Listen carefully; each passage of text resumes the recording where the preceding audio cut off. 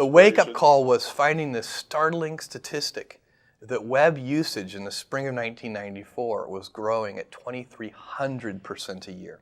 Things just don't grow that fast. It's highly unusual. And that set me about thinking what kind of business plan might make sense in the context of that growth.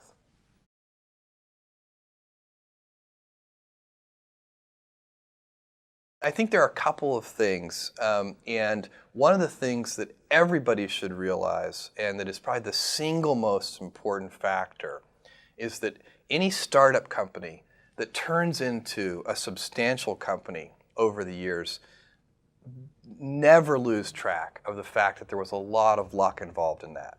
So, there are a lot of entrepreneurs, there are a lot of people who are very smart, very hardworking.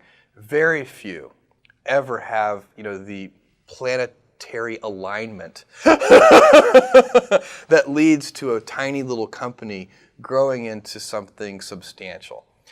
So that requires not only a lot of planning, a lot of hard work, a big team of people who are all dedicated, but it also requires that not only the planets align, but that you get a few galaxies in there aligning too. And that's certainly what happened to us. Our timing was good. Our choice of product categories, books, was a very good choice. And we did a lot of analysis on that to pick that category as the first best category for e-commerce online. But there were no guarantees that that was a good category. At the time we launched this business, it wasn't even crystal clear that the technology would improve fast enough that ordinary people, non-computer people, would even want to bother with this technology. So that was good luck. So there are a whole bunch of things that have to sort of align to make it work.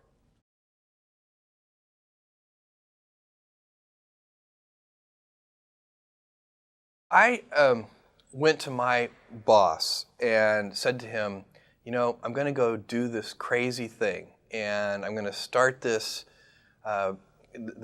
company selling books online. And this is something that I had already been talking to him about in a sort of more general context. But then he said, let's go on a walk. And we went on a 2-hour walk in Central Park in New York City. And the conclusion of that was this. He said, this actually sounds like a really good idea to me. But it sounds like it would be a better idea for somebody who didn't already have a good job.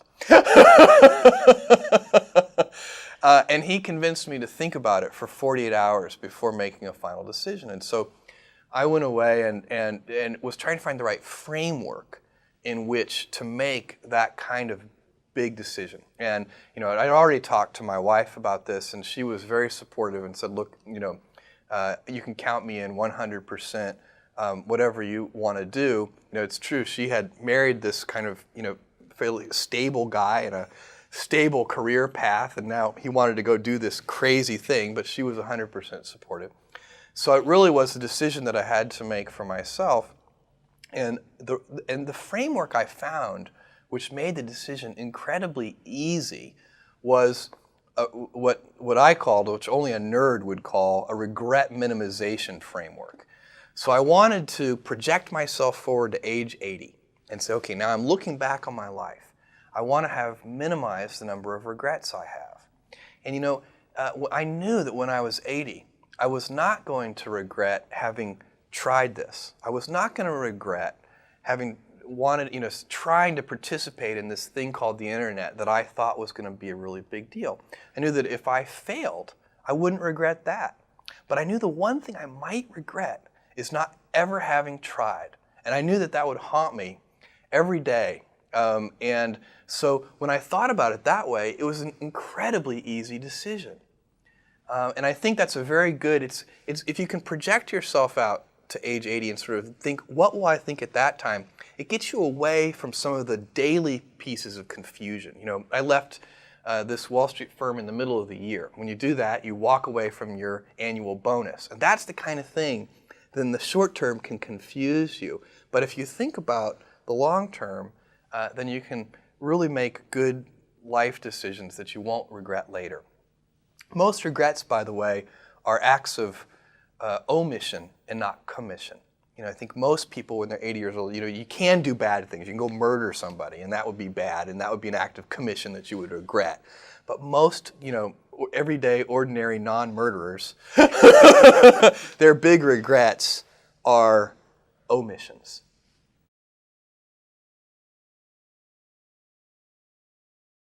Well, that blank sheet of paper stage is one of the hardest stages, and one of the reasons it's hard is because at that stage there's nobody counting on you but yourself. One of the things that is very motivating. I mean, today it's easy because we've got millions of customers counting on us, and thousands of investors counting on us, and then thousands of employees all counting on each other. But in that beginning stage, it's really just you. And you can quit any time. Nobody's going to care. And so you set about doing the simple things first. So you want to start a company. Well, the first thing you do is you should write a business plan. And so I did that. I wrote about a 30-page business plan. I wrote a first draft. In fact, I wrote the first draft on the car trip from the East Coast to the West Coast. And that is very helpful. Now, the business plan won't survive its first encounters with reality. It will always be different. The reality will never be the plan.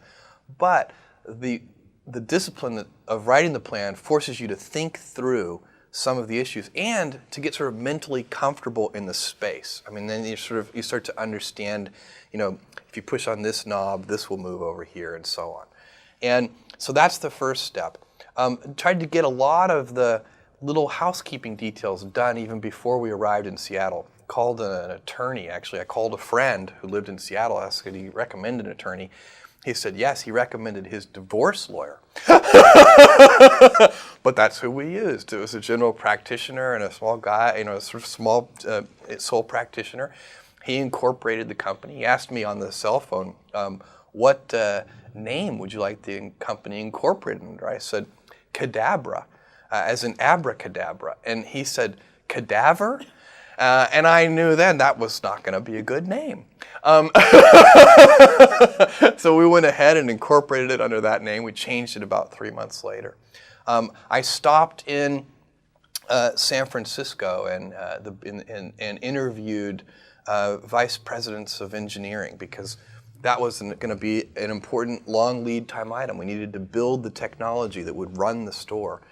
And found the person who turned out to be the most important person ever in the history of Amazon.com on that trip, a guy named Shel Kappan, who built all of our early systems with help from others, but he really sort of architected them and engineered them and just did a fantastic job. So that so the initial hiring, writing the business plan, the initial hiring, getting the company incorporated. All these are, they're very, in a way, they're sort of, simple, almost pedestrian tasks, but that's how you start, one step at a time. The first sort of initial startup capital for Amazon.com came primarily from my parents, and they invested a large fraction of their life savings in what became Amazon.com. And, that is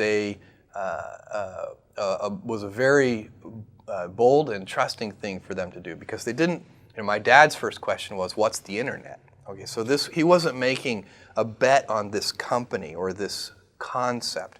He was making a bet on his son, as was my mother. So, and I told them that I thought there was a 70% chance that they would lose their whole investment, which was a few $100,000. And they did it anyway, and I thought I was giving myself triple the normal odds because there's really if you look at the odds of a startup company succeeding at all, it's only about 10%. Here I was giving myself a 30% chance. Startup companies need early planetary alignment because there are so many things that can go wrong. And when we launched that store in July of 1995, we were shocked at the customer response. Literally in the first 30 days, we had orders from all 50 states and 45 different countries. And we were woefully unprepared from an operational point of view to handle that kind of volume. And in fact, we quickly expanded. We talked to our landlord, and we expanded into a 2,000 square foot basement warehouse space. It had 6-foot ceilings. One of our 10 employees was 6'2". He went around like this the whole time, and we were doing our day jobs, which might have been computer programming and all the different things that 10 people will do in a little tiny startup company, and then we would spend all afternoon and into the wee hours of the morning packing up the orders and shipping them out. I would drive these things to UPS, and so we'd get the last one, and we'd wait to the last second. I'd get to UPS, and I'd sort of bang on the glass door that was closed, and they always would take pity on me and sort of open up and let us ship things late. We had so many orders that we weren't ready for that we had no real organization in our distribution centers at all. In fact, we were packing on our hands and knees on a hard concrete floor, and I remember, just to show you how stupid I can be. My only defense is that it was late, but we were packing these things. Everybody in the company. And I had this brainstorm, and as I said to the person next to me, this packing is killing me. My back hurts. This is killing my knees on this hard cement floor. And the person said, "Yeah, I know what you mean." And I said, "You know what we need?" This is my brilliant insight. We need knee pads. I was very serious. And this person looked at me like I was the stupidest person they'd ever seen. They're like, "I'm working for this person. This is great." And said, "What we need is packing tables." And I looked at this person, and I thought that was the smartest idea I'd ever heard. The next day we got packing tables, and I think we doubled our productivity. That early stage, by the way, of Amazon.com, where we were so unprepared, is probably one of the luckiest things that ever happened to us, because it formed a culture of customer service in every department of the company, every single person in the company, because we had to work with our hands so close to the customers, making sure those orders went out, really set up a culture that served us well. And that is our goal, to be Earth's most customer-centric company.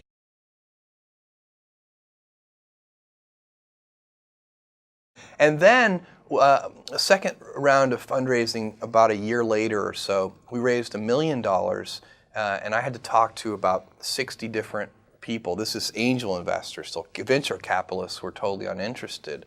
And this was a time. It wasn't like what people think of today. And in 1998 and 1999, you could raise $60 million for an internet idea without a business plan, with a single phone call. It was a very different era. But back in 1995, it was very difficult to raise money. And by the way, it wasn't more difficult than it had been for the previous 20 years to raise money. It just was sort of normally hard. It's supposed to be hard to raise $1 million.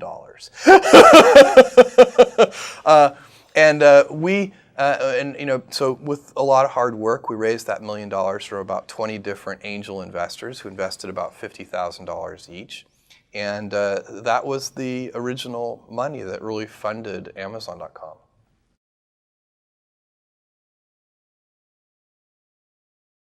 Once you are looking at the odds in a realistic way, it's very important for entrepreneurs to be realistic. And so if you believe on that first day, while you're writing the business plan, that there's a 70% chance that the whole thing will fail, and then that kind of relieves the pressure of self-doubt. I mean, it's sort of like, I don't have any doubt about whether we're going to fail. That's the likely outcome. And it just is. And to pretend that it's not will lead you to do strange and unnatural things. So and what you do with those early investment dollars, so if you have $300,000 and then you have $1 million, what you do with those early precious capital resources is you go about systematically trying to eliminate risk. So you pick whatever you think the biggest problems are, and you try to eliminate them one at a time. And that's how small companies get a little bit bigger and then a little bit bigger and a little bit bigger until finally, at a certain stage, you reach a transition where where the company has more control over its future destiny. You know, when a company is very tiny, it needs a tremendous amount of not only hard work, but as we talked about earlier, luck.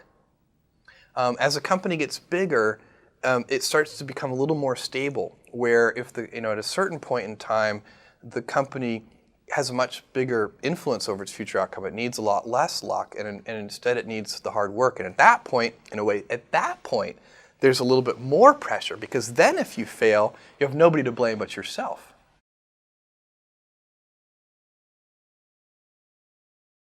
I had what I consider to be an idyllic childhood. I mean, I had two parents who loved me incredibly. I also had a tremendous amount of contact with my grandparents, my mom's parents. In fact, I spent all my summers on my grandfather's ranch, not far from where we're sitting right now, not far from San Antonio, and spent 3 months every year from the age of 4 to age of 16 working on the ranch with my grandfather, which was just an incredible, incredible experience.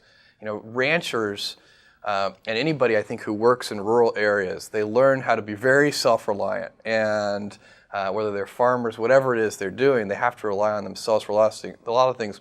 My grandfather did sort of all of his own veterinary care on the cattle. We would repair the D6 Caterpillar bulldozer when it broke, and it had gears this big, We would build cranes to lift the gears out. So, and this is just a very common sort of thing that folks in faraway places do. I think it was a great experience. I remember the very first occupation I wanted to be when I think I was about 6 years old is archaeologist. And this was even, I would like to point out, it's a point of pride, pre-Indiana Jones. And then I wanted to be an astronaut. And then later, by the time I was in my high school years, I wanted to be a physicist. And then by the time I got to college, I wanted to be a computer programmer. And that's actually what I studied in school. And that's kind of what's led me along the path I'm on. I had some family role models, and I had some other people, some sort of historical role models that I really looked at too. So certainly my grandfather was a serious role model for me. I just had spent so much time. I think you learn different things from grandparents than you learn from parents. It's a great. I would encourage anybody to try to spend time not only with their parents but with their grandparents. But I also had. Two people I always would read about were Thomas Edison and Walt Disney. Those were sort of my two biographical heroes.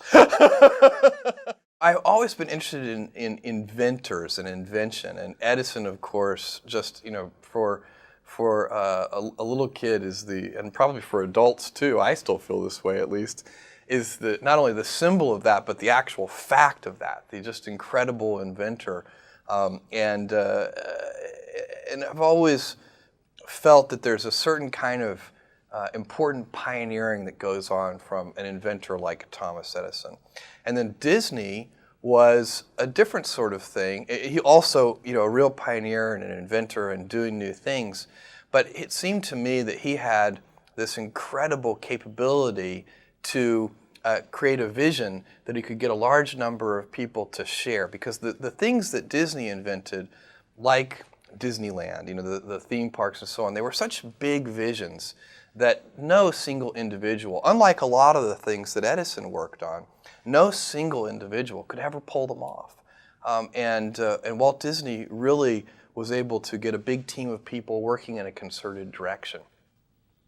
I was a very nerdy and good student, so I was in the goody-goody class of students, and was always very working hard, studying. Always did my homework on time. I was a good student. I liked school. And the things I got into trouble on were, like, I lost my library privileges one time, which was really, inconvenient for me because I was actually, for laughing, I know you'll never believe this, but laughing too loudly. in the library. I've had this laugh all my life. I have no idea where it came from. There was a period where my brother and sister wouldn't go see a movie with me. It was too embarrassing. But no, I was sort of, probably unnaturally on the side of not getting in trouble. I mean, by the time I was in high school, we did some pranks type things, but they were the kind of pranks that at the end of the day, the teachers actually secretly loved, And I remember in fourth grade, we had this wonderful contest, which was, the people in the class, there was some prize, I can't remember what it was, whoever could read the most Newbery Award winners in a year. And I read through. I didn't end up winning. I think I read like 30 Newbery Award winners that year, but somebody else read more. And the standout there is the old classic that I think so many people have read and enjoyed, A Wrinkle in Time. And I just remember loving that book. Later, I was always a big fan of science fiction, even from when I was, in elementary school, reading various things, and loved, of course, The Hobbit and Tolkien's trilogy that follows on from that. And this little town where my grandfather lived in the summers, where I spent my time in the summer, had a tiny little Andrew Carnegie style library where all the books had been donated from the local citizens. And I found, this was a very small library, smaller than the room that we're sitting in now, and it had, but it had an extensive science fiction collection, because it just so happened one of the residents of this 3,000 person town had been a science fiction fan and donated their whole collection. And that started a love affair for me with people like Heinlein and Asimov and all of the well-known science fiction authors that persist to this day. My math teacher in either fourth or fifth grade, I can't remember, Mrs. McInerney, she had a big influence on me. My calculus teacher in high school, Mr. Moore, he had a big influence on me. Mrs. Delchamps, who taught chemistry in high school, Mrs. Rule, who taught physics.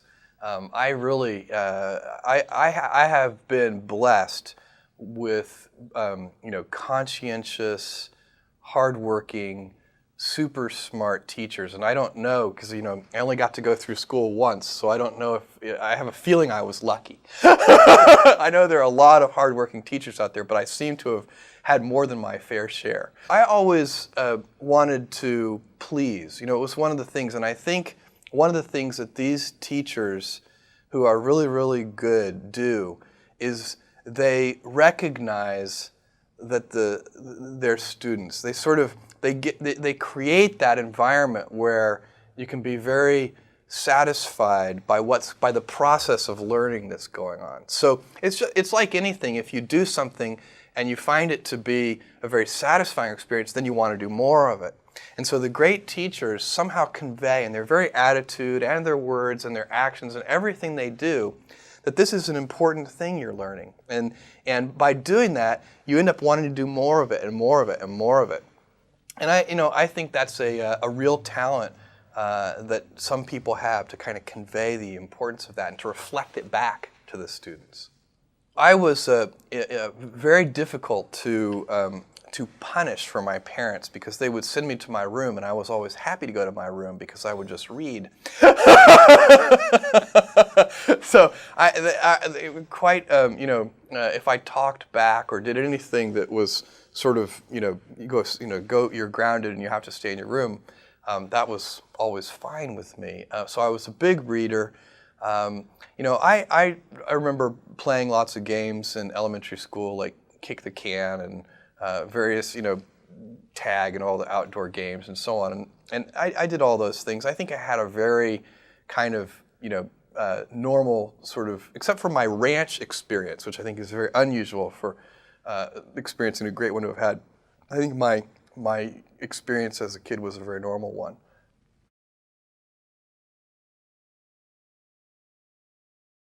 I was 5 and 6 years older than them. So, now that I'm 37 years old, it's like we're of the same generation. When I was 15 and they were 10 and 9, I had no time for them whatsoever. It was they were always like the pesky younger siblings that I was trying to shake off and keep out of my room, and I was constantly booby trapping the house with various kinds of alarms, and some of them were not just audible sounds, but actually like physical booby traps. I think I occasionally worried my parents that they were going to open the door one day and have 30 pounds of nails drop on their head or something. I was always, our garage was basically, science fair central, and my mom is a saint because she would drive me to Radio Shack, multiple times a day, to the point where she would finally say, "Okay, look, will you please get your parts list straight before we go? I can't handle more than one trip to Radio Shack per day." So there was a lot of that kind of stuff going on in our house.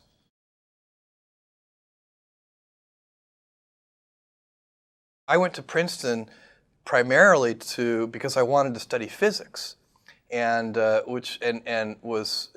it's such a fantastic place to study physics, and things went fairly well until I got to quantum mechanics, and there were about 30 people in the class by that point, and it was so hard for me. And I just remember there was a point in this where I realized I'm never going to be a great physicist. There were 3 or 4 people in the class whose brains were so clearly wired differently to process these highly abstract concepts in so much more. I mean, I was doing well in terms of the grades I was getting, but for me, it was laborious, hard work. And for some of these truly gifted folks, it was awe-inspiring for me to watch them, because in a very easy, almost casual way, they could absorb concepts and solve problems that I would work 12 hours on. And it was a wonderful thing to behold. At the same time, I had been studying computer science and was really finding that was something where I was drawn to that more and more, and that turned out to be a great thing. So I found one of the great things Princeton taught me is that I'm not smart enough to be a physicist. I was very, very lucky because in 4th grade, which for me would have been about 1974.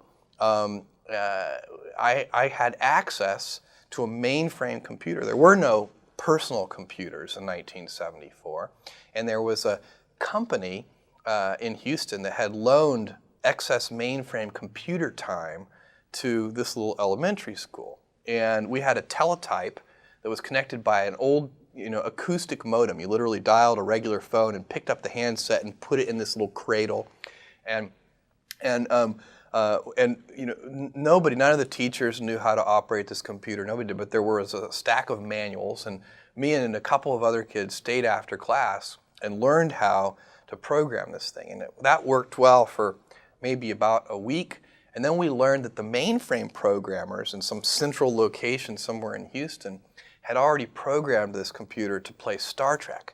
And from that day forward, all we did was play Star Trek. And that's actually something I should have mentioned, but I used a large portion of my elementary school free time hours not only watching Star Trek, the original, of course, but also playing Star Trek. And everybody wanted to be, all of my friends, we all wanted to be Spock. And if you couldn't be Spock, then you would be Captain Kirk. And if you couldn't be Captain Kirk, then it started to separate. People wanted to be different. Some people wanted to be Bones. I never wanted to be Bones. I would take as my third choice. If I couldn't get Spock or Kirk, I would take the computer. You say, somebody would ask, the computer was fun to play because people would ask you questions and they say computer and you'd say working. I think it's always hard to know why you're drawn to a particular thing. I think part of it is if you have a facility with that thing, then of course it's satisfying to do it, and so in a way that's self-reinforcing. And certainly I always had a facility with computers. I always got along well with them, and they're such extraordinary tools. I mean, you can teach them to do things, and then they actually do them. I mean, it's a kind of an incredible tool that we've built here in the 20th century. And that was a love affair that really did start in 4th grade. And then by the time I got to high school, I think when I was in 11th grade, I got an Apple II Plus, and continued fooling around with computers. And then by the time I got to Princeton, I was taking all the computer classes, and actually not just learning how to hack, but learning about algorithms and some of the mathematics behind computer science. And it's fascinating. I mean, it's really a very involving and fun subject.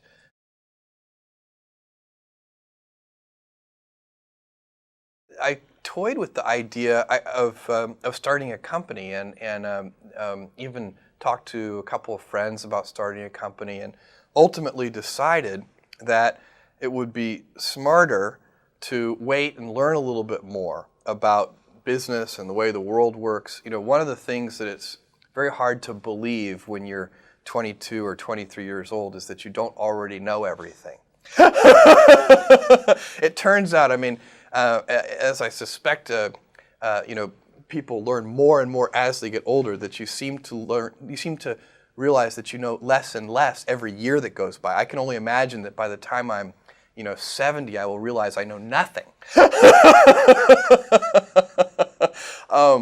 So that was, I think, a very good decision to not do that. I went to work for a startup company, but one in New York City that was building a network for helping brokerage firms clear trades. I mean, it's a kind of an obscure thing, and it's not very interesting to go into, but it used my technical skills, and it was very fun work, and I loved the people I was working with. And then from then on, I started working sort of at the intersection of computers and finance, and stayed on Wall Street for a long time. Ultimately worked for a company that did this thing called quantitative hedge fund trading. So what we did is we programmed the computers, and then the computers made stock trades. And that was very interesting too. And that was where I was working when I came across the fact that the web was growing at 2,300% a year, and that's what led to the forming of Amazon.com.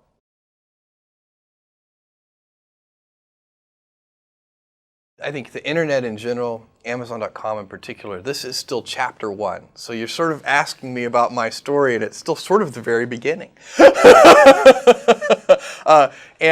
Which I think is, it is interesting, because there's still a lot of this to be built, a lot of technology to build, a lot of innovations for customers to be built, and also the financial side of the story is still playing itself out in real time. But there's a lot of visibility on the internet, and there has been for the last couple of years.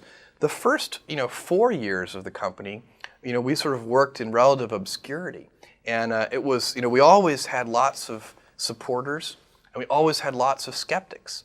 And that's still the same today. It's just that the level of visibility is so much higher. So, if you look at the 6 years that we've been doing business so far, exactly one of those 6 years, we were not the underdog, and that was 1999. And that was the weird year for us.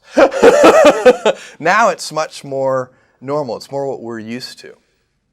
At this point in time, we haven't built a lasting company yet. We still have a tremendous amount of hard work ahead of us.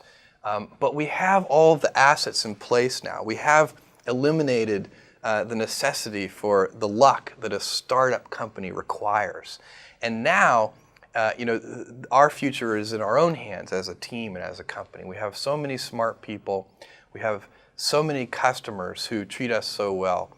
And we have the right kind of culture that obsesses over the customer. If there's one reason we have done better than most of our peers in the internet space, over the last 6 years, it is because we have focused like a laser on customer experience, and that really does matter. I think in any business, it certainly matters online, where word of mouth is so very, very powerful. You know, if you make a customer unhappy, they won't tell 5 friends, they'll tell 5,000 friends. So we are at a point now where we have all of the things we need to build an important and lasting company. And if we don't, it will be shame on us. I think in my particular case, I laugh a lot. So it is, you know, there are, I think stress, you can be, I think one of the things that's very important to note about stress is that stress primarily comes from not taking action over something that you can have some control over.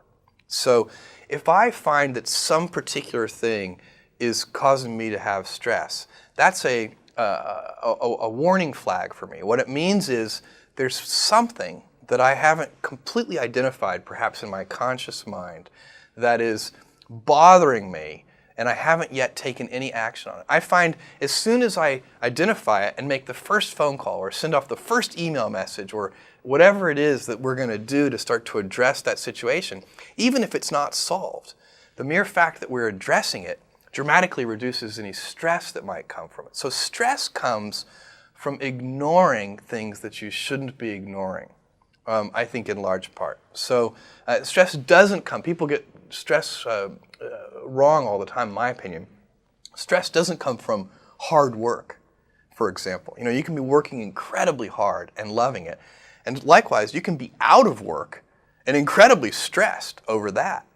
So, and likewise, if you kind of use that as an analogy for what I was just talking about, if you're out of work, but you're going through, a disciplined approach of, a series of job interviews and so on and working to remedy that situation, you're going to be a lot less stressed than if you're just worrying about it and doing nothing.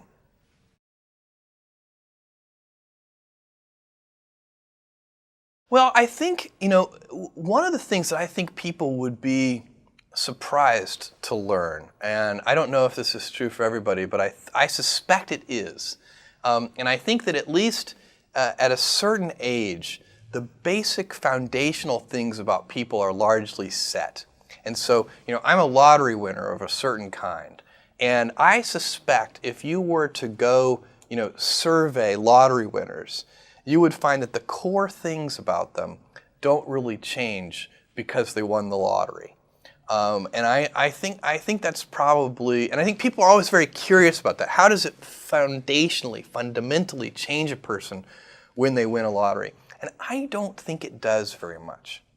One thing I find very motivating, and and I think this is probably a very common form of motivation or motive or cause of motivation, is I love people counting on me. And so, today, it's so easy to be motivated because we have millions of customers counting on us at Amazon.com. We've got thousands of investors counting on us. And we've got, we're a team of thousands of employees all counting on each other. And so it's, and that's fun.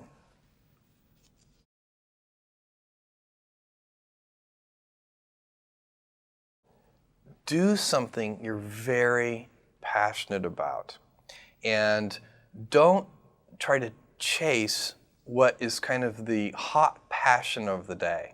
I think we actually saw this, I think you see it all over the place in many different contexts, but I think we saw it in the internet world quite a bit, where at the sort of peak of the sort of internet mania in, say, 1999, you found people who were very passionate about something. They kind of left that job and decided, I'm going to do something in the internet because it's it was almost like the the 1849 gold rush in a way. I mean, you find that people, if you go back and study the history of the 1849 gold rush, you find that at that time everybody who was within shouting distance of California was, they might have been a doctor, but they quit being a doctor and they started panning for gold. And that almost never works. And even if it does work, according to some metric, financial success or whatever it might be, I suspect it leaves you ultimately unsatisfied. So you really need to be very clear with yourself. And I think one of the best ways to do that is this notion of projecting yourself forward to age 80, looking back on your life and trying to make sure you've minimized the number of regrets you have. That works for career decisions. It works for family decisions. Do you want? I have a 14-month-old son, and it's very easy for me to, if I think about myself when I'm 80, I know I want to watch that little guy grow up. And so I don't want to be 80 and think, shoot, I missed that whole thing and I don't have the kind of relationship with my son that I wished I had, and so on and so on. So if you think about that, so I guess another thing that I would recommend to people is that they always take a long-term point of view. And I think this is something about which there's a lot of controversy. There's a lot of people, and I'm just not one of them, believe that you should live for the now. I think what you do is you think about the great expanse of time ahead of you and try to make sure that you're planning for that in a way that's going to leave you ultimately satisfied. So this is the way it works for me. And I mean, everybody needs to find that for themselves. So I think there are a lot of paths to satisfaction, and you need to find one that works for you.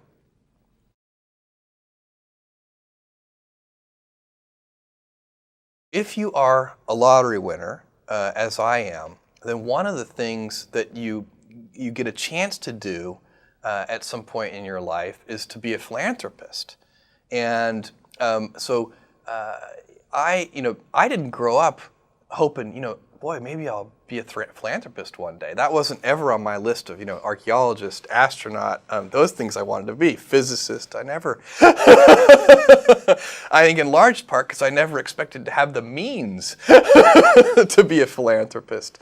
But I think that if you win a lottery of this kind of size, that one of the things that over time you have an obligation to do is to think about the ways that wealth can be used in a highly leveraged way. I also think, by the way, it's really easy to give away money in highly unleveraged ways where it's just a waste of money.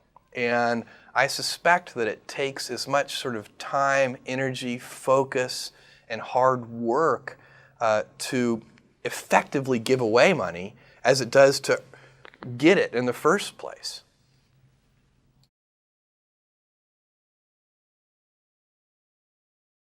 I think one of the things that's most important to me is, one of the notions that the United States was founded on, and that is liberty. So it's a very difficult thing. I mean, there's lots of very interesting stuff to think about in this regard, and it just so happens that a free market economy, sort of a capitalist system, which has a lot of liberty mixed in with it, that we all get to decide, how we're going to go about making our own living and so on, that happens to also be a very effective way of deploying an economy, so that you get an economy which mostly makes sense. Things mysteriously, because of that invisible hand, tend to work out. I remember there was a time, I may have these statistics slightly wrong, that a few years ago there was a heat wave in the South that killed 3% of chickens. And I think egg prices doubled because there were 3% fewer chickens. So that means that the number of chickens is roughly right, even though there's nobody deciding how many chickens there should be.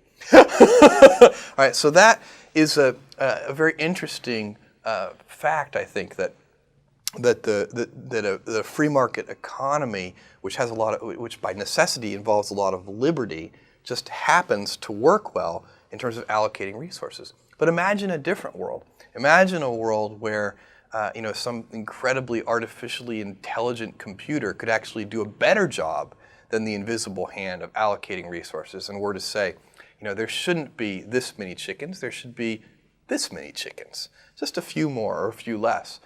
Well, that might even lead to more aggregate wealth. So it might be a society that if you give up liberty, everybody could be a little wealthier. Now the question that I would pose is, if that turned out to be the world, is that a good trade? Personally, I don't think so. Personally, I think it'd be a terrible trade. And I sometimes worry about that because I think it's a coincidence that that liberty tends to do such a good job of sort of creating an economy that functions well.